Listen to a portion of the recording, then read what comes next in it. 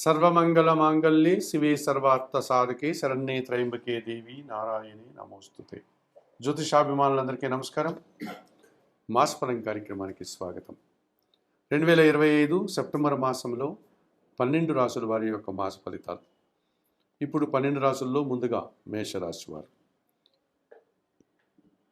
ఈ సెప్టెంబర్ మాసం అన్నటువంటిది రిపీట్ ఈ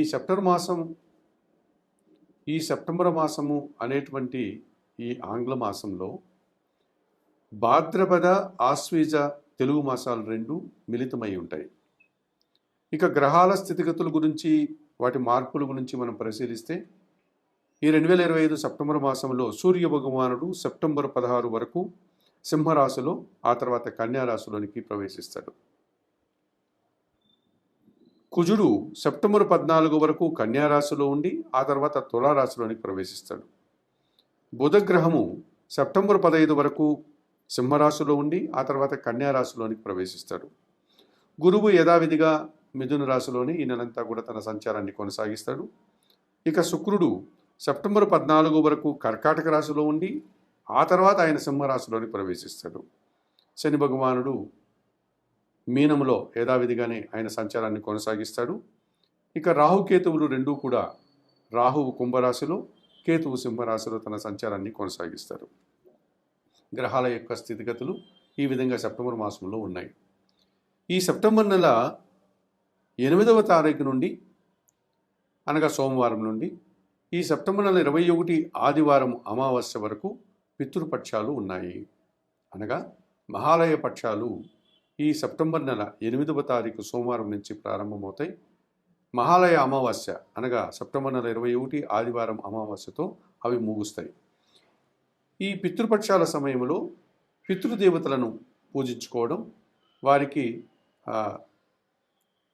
పిండ ప్రదానాలు, తిలాతర్పణాలు, వారి పేరు మీదుగా ఆహారాలు అనగా అన్నము, వస్త్రాలు, ఇవన్నీ కూడా దానాలు చేసుకోవడం వల్ల పితృదేవతలు మరింతగా సంతోషించి దేవతల కంటే కూడా ఎక్కువగా మనల్ని ఆశీర్వదిస్తారు అని పెద్దలు చెప్పడం జరిగింది.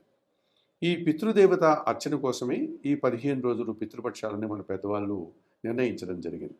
కనుక ప్రేక్షకులు, ఈ జ్యోతిషాభిమానులందరూ కూడా ఈ సమయాన్ని సద్వినియోగం చేసుకుని పితృదేవతల యొక్క ఆశీస్సులు పొందవచ్చు.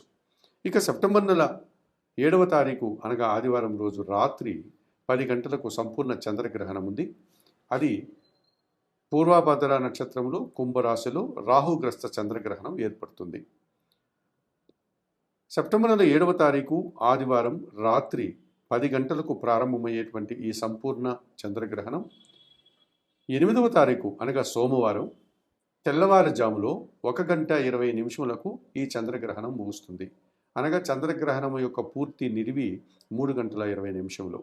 7వ తారీఖు రాత్రి 10 గంటలకు ప్రారంభమై 8వ తారీఖు 1 గంట 20 నిమిషాలకు చంద్రగ్రహణం పూర్తవుతుంది.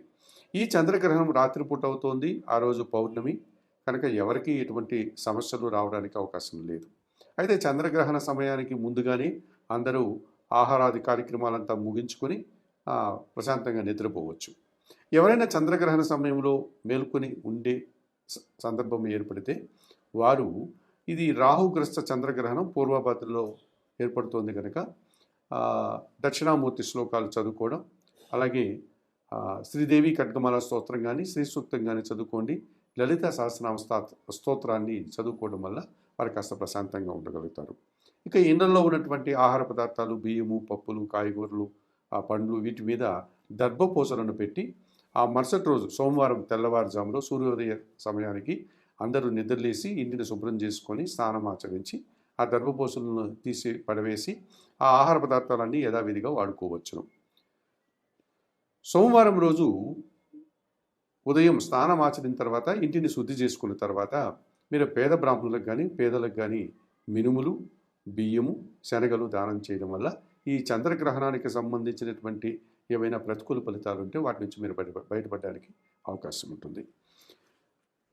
ఇక ఈ 2025 సెప్టెంబర్ మాసంలో 12 రాసుల గురించి మాట్లాడుకునేటప్పుడు 2025 సెప్టెంబర్ మాసంలో తులారాశి వారి యొక్క మాస ఫలితాలు. తులారాశి వారికి 6 గ్రహాలు అనుకూలంగా ఉన్నాయి.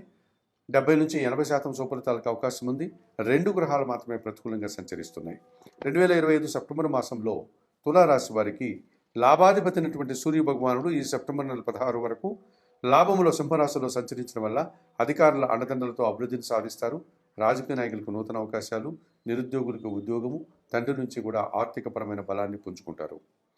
భాగ్య వ్యయాధిపతి అయినటువంటి బుధుడు సెప్టెంబర్ 15 వరకు లాభములో సింహరాశిలో సంచరించడం వల్ల వ్యాపారాభివృద్ధి బాగుంటుంది, ఆర్థికాభివృద్ధి బాగుంటుంది, బ్యాంకు లావాదేవీలు కూడా అనుకూలంగా ఉన్నాయి. తృతీయ షష్టాధిపతి అయినటువంటి గురువు ఈ నెలంతా భాగ్యంలో అనగా మిథున రాశిలో సంచరించడం వల్ల మీకు జన సంబంధాలు పెరుగుతాయి. పోటీ ప్రపంచంలో మీదైనటువంటి శైలిలో విజయాలను సాధిస్తారు. విద్యా సంబంధం విషయాలు కూడా అనుకూలంగా ఉంటున్నాయి. జన్మరాశ్యాధిపతి అష్టమాధిపతి అయినటువంటి శుక్రుడు ఈ సెప్టెంబర్ నెల 14 తర్వాత లాభంలో సింహరాశిలోనికి ప్రవేశించడం వల్ల శ్రీజన సహకారంతో అనుకోకుండా మంచి అభివృద్ధిని సాధిస్తారు, ఆదాయం అందుకుంటారు, కుటుంబ సౌఖ్యాన్ని, విందు వినోదాల్లో పాల్గొనేటువంటి అవసరం మీకు కనిపిస్తుంది. చతుర్థ పంచమాధిపతి అయినటువంటి శని భగవానుడు ఈ నెలంతా కూడా షష్టమంలో మీనరాశిలో సంచరించడం వల్ల గట్టి పోటీని ఎదుర్కొంటారు, విజయం సాధిస్తారు, పనివారి సహకారంతో ఇంట బయట చాలా పనులు పూర్తి చేసుకోగలుగుతారు, వ్యవసాయ రంగంలో కూడా లాభాలు అందుకుంటారు. లాభంలో సింహరాశిలో కేతువు సంచారం ఉంది. నిరాడంబరంగానే వృత్తి ఉద్యోగ వ్యాపారాల్లో మంచి అభివృద్ధిని, ఆదాయాన్ని, భగవంతుని ఆశస్సుల్ని అందుకుంటారు. 2025 సెప్టెంబర్ మాసంలో తులారాశి వారికి సూర్యుడు, బుధుడు, గురువు, శుక్రుడు, శని, కేతువు 6 గ్రహాలు అనుకూలంగా సంచరిస్తూ ఎక్కువ లాభాలను అందిస్తున్నాయి. అయితే ద్వితీయ సప్తమాధిపతి అయినటువంటి కుజుడు వ్యయములోను జన్మరాశులను అనే కన్యా తులారాశుల్లో సంచరించడం వల్ల మీ మాటల వల్ల అపార్థాలు, దుబారా ఖర్చులు, భూవాహన సమస్యలు ఇబ్బందిగా మారుతున్నాయి. పంచమంలో కుంభరాశిలో రాహువు సంచారం ఉంది. అది మీకు మీ ఆలోచనలను కలిసి రాకుండా చేస్తుంది. సంతానంతో మనస్పర్ధలు, విదేశీ వ్యవహారాలు కూడా ప్రతికూలంగా ఉంటున్నాయి. మరి 2025 సెప్టెంబర్ మాసంలో తులారాశి వారు తప్పనిసరిగా పంచమ రాహుదోషం నుంచి బయటపడడానికి కనకదుర్గాదేవిని దర్శించండి. శ్రీదేవి ఖడ్గమాల స్తోత్రం చదువుకోండి, ఎర్రటి పండ్లు దానం చేయండి. వ్యయములో కుజుడు సంచరిస్తున్నాడు కనుక వ్యయములో కుజుడు సంచరిస్తున్నాడు కనుక సుబ్రహ్మణ్య స్వామి ఆరాధన, సుబ్రహ్మణ్య స్వామికి మంగళవారం రోజు అభిషేకము, ఎర్రటి పండ్లను దానం చేయడం వల్ల మరింతగా మంచి ఫలితాలను అందుకోగలుగుతారు. 2025 సెప్టెంబర్ మాసంలో కుంభరాశి వారి యొక్క మాస ఫలితాలు. ఈ కుంభరాశి వారికి 2 గ్రహాలు మాత్రమే అనుకూలంగా సంచరిస్తూ 20-30% సుఫలితాలు అందిస్తున్నాయి. 6 గ్రహాలు ప్రతికూలంగా సంచరిస్తూ 60-70% ప్రతికూల ఫలితాలకు అవకాశం ఉంటుంది. గ్రహాలు ప్రతికూలంగా ఉండే సమయంలో ఈ కుంభరాశి వారు మౌనం వహించాలి, తమ పని తాము చేసుకుంటూ వెళ్ళాలి, భగవంతుని మీద భారం వేయాలి, రాబోయే మంచి రోజుల కోసం నిరీక్షించాల్సి ఉంటుంది. 2025 సెప్టెంబర్ మాసంలో ఈ కుంభరాశి వారికి పంచమ అష్టమాధిపతి అయినటువంటి బుధుడు ఈ నెలంతా కూడా సప్తమ అష్టమ భావాల్లో అనగా సింహ కన్యా రాశుల్లో సంచరించడం వల్ల మీ ఆలోచనలు కార్యరూపం దాలుస్తుంది. సంతానం విషయంలో శుభ ఫలితాలు అందుకుంటారు. వ్యాపారాభివృద్ధి, ఆర్థికాభివృద్ధి, ఉద్యోగంలో పదోన్నతులు, ఆర్థికంగా బలం పుంజుకుంటారు.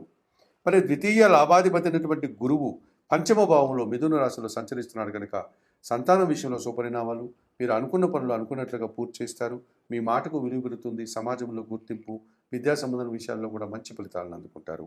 మరి 2025 సెప్టెంబర్ మాసంలో ఈ కుంభరాశి వారికి బుధుడు, గురువు ప్రధానంగా 2 గ్రహాలు అనుకూలంగా సంచరిస్తూ 20-30% సుఫలితాలు అందిస్తున్నాయి. అయితే ప్రతికూలంగా సప్తమాధిపతి అయినటువంటి సూర్య భగవానుడు సప్తమ అష్టమ భావాల్లో అనగా సింహ కన్యా రాశుల్లో సంచరించడం వల్ల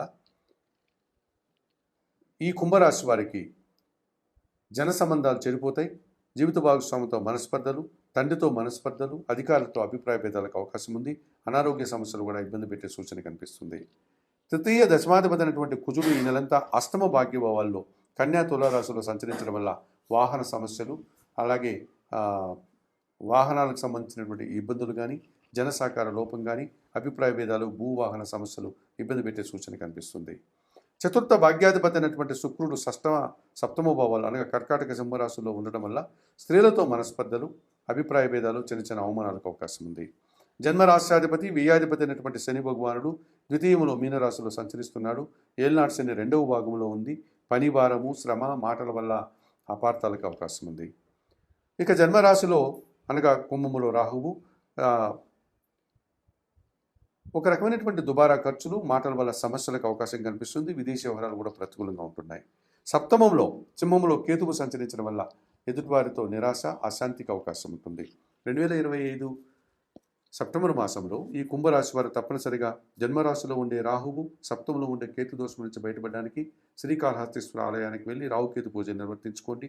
ద్వితీయ శని దోషం నుంచి బయటపడడానికి శనీశ్వర దర్శనం లేక ఈశ్వర దర్శనం మీకు ఉపశమనాన్ని ఇస్తుంది. సప్తమ శుక్రదోషం నుంచి బయటపడడానికి లక్ష్మీదేవి దర్శనం, కనకదార స్తోత్రం పారాయణం, అలసందలను అనగా బొబ్బర్లను శుక్రవారం రోజు పేదవారికి దానం చేయడం వల్ల కాస్త ప్రశాంతంగా ఉండగలుగుతారు. అష్టమ కుజదోషం నుంచి బయటపడడానికి సుబ్రహ్మణ్య స్వామి దర్శనం, సుబ్రహ్మణ్య స్వామికి అభిషేకం, ఎర్రటి పండ్లు దానం చేయడం వల్ల ప్రశాంతంగా ఉంటారు. సప్తమ రవిదోషం నుంచి బయటపడడానికి నిత్యం సూర్య భగవాని దర్శనం, సూర్యాష్టక పారాయణం వల్ల మరింతగా మంచి ఫలితాలను అందుకోగలుగుతారు.